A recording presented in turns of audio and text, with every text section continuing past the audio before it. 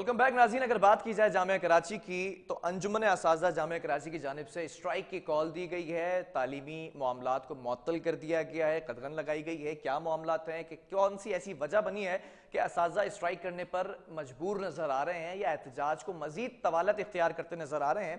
1 फरवरी से इसका आगाज़ हुआ। मजीद कुछ मुतादिद दिन बताए गए हैं कि ये स्ट्राइक मजीद कैरी ऑन की जाएगी, लेकिन मुतालबात हैं। वीसी के हवाले से बात की जाए या सेक्रेटरी के हवाले से बात की जाए तो इनकी तब्दीली के क्या मुतालबात हैं, क्या तहफ़्फ़ुज़ात हैं और अब तक इस पर क्या डेवलपमेंट हुई है, इसी पर बात करेंगे। सदर Anjuman Asatiza Karachi university professor doctor Shah Ali Qadar हमारे साथ मौजूद हैं। डॉक्टर साहब, thank you very much for joining my programme. जानना ये चाहूँगा मुतालबात क्या है असातिज़ा के स्ट्राइक की कॉल दे दी गई है। जी अस्सलाम वालेकुम। स्ट्राइक की कॉल, जाहिर सी बात है, टीचर्स तो कभी भी नहीं चाहते कि स्ट्राइक की जाए और जो है वो चीज़ों का आगे इस तरह लिया जाए। मगर प्रॉब्लम ये होती है कि टीचर्स जो है वो अपने अपने हक के लिए तो बात करते हैं ना हमेशा। अच्छा, जाहिर सी बात है, हम ये समझते हैं कि जो है हमारे पास 2014 से यहाँ ऐड आया था, उसका सिलेक्शन बोर्ड अब तक 7 साल हो चुके हैं, वो अब तक नहीं हुआ कंप्लीट। 2019 में फिर एक ऐड आया, वो कंप्लीट नहीं हुआ। बड़ी मुश्किलों के बाद ये ऐड जो है वो 31 जनवरी को सिलेक्शन बोर्ड रखा गया और उसके लिए 7 दिन पहले जो है वो सेक्रेटरी यूनिवर्सिटी बोर्ड, जो कि मेंबर सिलेक्शन बोर्ड है, अब नया एक्ट जो बना है 2018 में सिंध गवर्नमेंट का, उसके तहत वो भी मेंबर के तौर पे आए। मगर उन्होंने आने के बाद जो है इस सिलेक्शन बोर्ड को जो है ख़त्म करवा दिया और ये कहा कि जी मुझसे इजाज़त ली जाए। और तो ये इजाज़त ली जाए, देखें, हम समझते हैं कि हमारी यूनिवर्सिटी जो है खुद मुख्तार होती है, ऑटोनोमस बॉडी है, उसके अंदर अपना एक सिस्टम मौजूद है और उसके सिस्टम के तहत ही जो है वो आमतौर पे जो है सिलेक्शन बोर्ड्स होते हैं और ये ऐड अखबार में आता है। उसके नतीजे में लोग अप्लाई करते हैं उस ऐड पे और फिर इस ऐड पे जो है बाकायदा स्क्रूटनी प्रोसेस होता है। फिर कराची यूनिवर्सिटी मेरे ख्याल से पाकिस्तान की चंद यूनिवर्सिटी में से है जिनके टीचर्स के जो एवेल्यूएट किया जाता है वो बाहर भेजा जाता है, फॉरेन रेफरी को भेजा जाता है। ये तमाम चीजें ठीक हैं, आपके तहफ़्फ़ुज़ात भी मैंने गौर से सुने, लेकिन क्या ये असातिज़ा को ज़ेब देता है कि तालीमी सरगर्मियों को रोक दिया जाए? वैसे ही 2 साल से कोविड की वजह से तालीमी मामलात पे कदगन लगाई गई, अभी भी ये 4-5 दिन तक ये स्ट्राइक रहेगी, ये ज़ेब देता है वैसे टीचर्स को? नहीं, टीचर्स को जेब तो बिल्कुल, बहुत सी चीजें हैं, नहीं करनी चाहिए स्ट्राइक, हम भी समझते हैं नहीं करनी चाहिए स्ट्राइक। मगर प्रॉब्लम ये होती है कि जब जो है सिंध गवर्नमेंट का कोई भी ब्यूरोक्रेट आके वहां पे आके जो है सिर्फ इस बुनियाद पे कि उससे इजाजत नहीं ली गई, वो आगे एक नॉर्मल प्रोसेस को जो है एक मुश्किल प्रोसेस बनाने की कोशिश करता है कि उससे इजाजत ली जाए। तो ये तो सिंध गवर्नमेंट का एक्ट मौजूद है, उसमें कहीं भी ये नहीं लिखा हुआ, जो उन्होंने असेंबली से पास एक्ट है कि वो आके जो है टीचर्स के प्रमोशन को रोके। देखें, यहाँ पे कई कई साल तक बेचारा टीचर जो है प्रमोशन के इंतजार में बैठा होता है। यूनिवर्सिटी, कराची यूनिवर्सिटी पाकिस्तान की सबसे बड़ी यूनिवर्सिटी है, 45,000 स्टूडेंट वहाँ पे होता है। तो ये नाइंसाफी तो नहीं होनी चाहिए ना। हम तो क्लासें बिल्कुल बवक्त और हर चीज को मुकम्मल तरीके से लेते हैं। तो यकीन तौर पे हम ये बातें हम सिंध गवर्नमेंट को भी पहुंचाना चाहते हैं कि भाई आप ऐसे सेक्रेटरी अपॉइंट करते हैं जिनको एक्ट ही नहीं पता कि यूनिवर्सिटियां किस तरीके से चलती हैं। तो ये बात, इस बात को इस तरीके से लिया जाए। ठीक है, अभी तक कोई मामलात तय पाए गए हैं, कोई मुतालबात आपके मानने की यकीन दहानी कराई गई है? जी, अभी तक तो जो किसी ने मुझसे इस तरीके से डायरेक्टली कांटेक्ट नहीं किया, मगर जो है वो सूबाई वजीर थे, उन्होंने जो है मेरे सेक्रेटरी से कांटेक्ट किया था। सेक्रेटरी अंजुमन असातिज़ा जामिया कराची, जाहिर इसकी बात करो, उनसे कांटेक्ट किया था। उन्होंने कहा कि जी आप अपने मुतालबा मुझे बताइए, और मगर अभी भी उन्होंने कोई टाइम नहीं दिया मुलाकात का। अगर वो मुलाकात का टाइम देंगे तो यकीनन टीचर सोसाइटी का एक वफ़द जाएगा, इन मामला पर डिस्कस करेगा और फिर उसके बाद उसको आगे जो भी काम होगा वो करने का वो करेगा।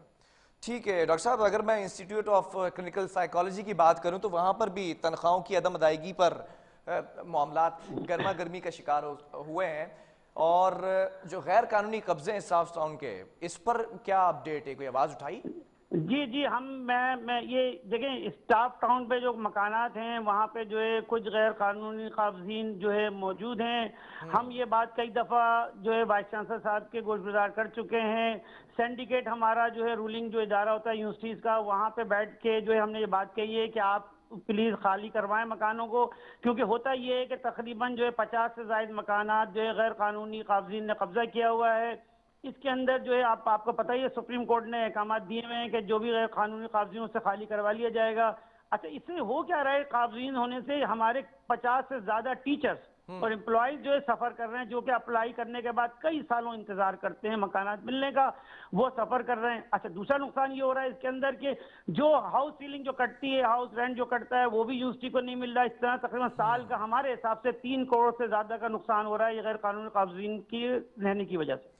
ठीक है, एम्प्लॉयज़ की बात की हमने, असातिज़ा की बात की, लेकिन एक ऐसा तबका और है जो सफ़र करता नज़र आ रहा है, जो कि तलबा और तालिबात हैं, उनके लिए क्या मामलात हैं, उनके लिए कौन आवाज़ उठाएगा? असातिज़ा कब तक ये स्ट्राइक ख़त्म कर देंगे? जी जी, हम उनके लिए आवाज उठाएंगे और हम अपने अपने तलबा को तालिबात को बताना चाहते हैं कि जी हम उनकी तालीम मुकम्मल कराने के जिम्मेदार हैं। ठीक है ना, ये हमारा काम है कि हम उनकी तमाम क्लासेस को पूरा करें, ये हमारा जिम्मा है, हम उनका कोर्स पूरा टाइम पे पूरा करें, ये हम जिम्मेदारी उठाएंगे। आपको पता है पिछले लेकिन 2 डॉक्टर सालों के साहब, मैंने देखा कि ये ठीक है, आप लोगों का जाती मफाद है, obviously you right at your vision, लेकिन दूसरी और बहुत सारी चीजें, अगर रिसर्च की बात की जाए तो कितनी रिसर्च होती है, कौन कौन से डिपार्टमेंट में होती है, रिसर्च ग्रांट कहाँ जाती है, उस पर कभी एहतजाज क्यों नहीं हुआ? जी जी जी, नहीं नहीं, देखिए हमारा एहतजाज, आप शायद आप हमारी कल जनरल बॉडी थी, हम हमेशा ये वाइस चांसलर साहब के गोशगुजार करते रहे कि भाई हमें रिसर्च ग्रांट दी जाए। अगस्त में रिसर्च ग्रांट हमारी अप्रूव की गई थी, मगर आपको पता ही है कि सिंध गवर्नमेंट ने पिछले 6 महीने से हमें एक भी ग्रांट नहीं दी है। लेकिन 6 महीने से मैंने डॉक्टर साहब एहतजाज भी नहीं देखा असातिज़ा का इस पर। नहीं नहीं, देखें एक चीज, उसको आप हर चीज को रिलेट करते जाते हैं। जैसे ठीक मिसाल है। के तौर पे जो है रिसर्च ग्रांट के लिए हम सिंध गवर्नमेंट को बार बार, हमारी प्रेस रिलीज जाती रही है, सिंध गवर्नमेंट से हम बात करते रहे हैं, हमें खुशखबरी हमेशा सुनाई गई है कि अभी इतने मिलियन रुपीस आ जाएंगे, इतने मिलियन आ जाएंगे, मगर हमेशा ये होता है कि वो मिलियन रुपीस आते नहीं है।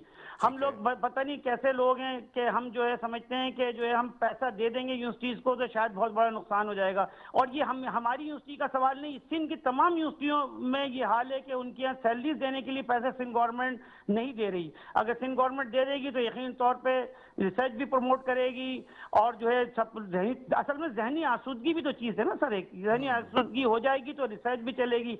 फंड कौन देगा? फंड जो है वो सिंध गवर्नमेंट देगी।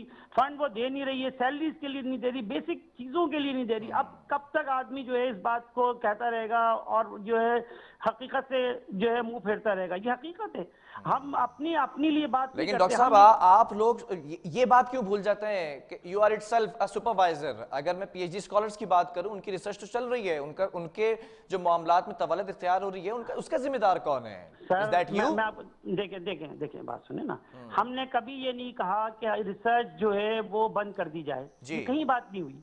हम ये कह रहे थे तदरीसी अमल मुअत्तल होगा, रिसर्च जो स्कॉलर्स हैं वो अलाउ हैं कि वो आके यूनिवर्सिटी में अपनी लैब में काम करें, क्योंकि हम जानते हैं कि लैब में एक रिएक्शन लगाने के लिए उनको 3-4 दिन इंतजार करना पड़ता है, वो अफोर्ड ही नहीं कर सकते। तो हमने तो उनको तो रोका ही नहीं है। अच्छा। हम तो सिर्फ ये बात कर रहे हैं कि तदरीसी अमल मुअत्तल रहेगा, यानी क्लासेस मुअत्तल रहेंगी, रिसर्च को हमने मुअत्तल नहीं किया है। लेकिन तदरीसी अमल मुअत्तल करना लगता नहीं है कि इंतहाई नाजुक मामला है, इसको भी कैरी ऑन करना चाहिए, टेकअप करते मैं समझता हूँ ये मैसेज तो सिंध गवर्नमेंट को जाना चाहिए। हम के भाई वो ये तदरीसी अमल को जितनी जल्दी चाहते हैं कि कंटिन्यू हो जाए। वो आप ग्रीवेंसेस सुने कि क्या ग्रीवेंसेस टीचर्स के हैं, और आपको पता ही होगा कि 8 तारीख को जो है वो 8 फरवरी को पूरे सिंध की यूनिवर्सिटीज का कराची में इजलास है। अच्छा। और उसमें जो है ना वो तमाम अब ग्रीवेंसेस आप उनको देख सकते हैं किस तरीके से। ये हमारा कराची यूनिवर्सिटी का मसला नहीं, कराची यूनिवर्सिटी तो सबसे आखिर में आता है भाई नंबर, कि हम अपनी जेब से पैसे खर्च करके रिसर्च कराते हैं स्टूडेंट को। अच्छा, चलो ठीक है, तो ये ठीक है, बहुत शुक्रिया। प्रोफेसर डॉक्टर शाहुल कदर हमारे साथ मौजूद थे, सदर हैं ये अंजुमन असातिज़ा के। और अब देखना ये कि असातिज़ा के जो मामलात हैं किस तरह से तय पाए जाते हैं और जो तहफ़्फ़ुज़ात हैं वो कैसे दूर होंगे। लेकिन सवालिया निशान यहाँ पर यह है कि क्या तालीमी सरगर्मियों को रोक देने से, तलबा और तालिबात का नुकसान करने से क्या असातिज़ा ज़ाती मफाद के लिए स्ट्राइक कर सकते हैं, एहतजाज कर सकते हैं? लेकिन अगर यूनिवर्सिटी की रिसर्च ग्रांट की बात की जाए, रिसर्च के ऊपर बात की जाए, तो क्यों ये असातिज़ा खामोश नज़र आते हैं? बहरहाल स्क्रीन के ऊपर सोशल मीडिया पेजेस आपके सामने होंगे, आप अपना फीडबैक हम तक पहुंचा सकते हैं।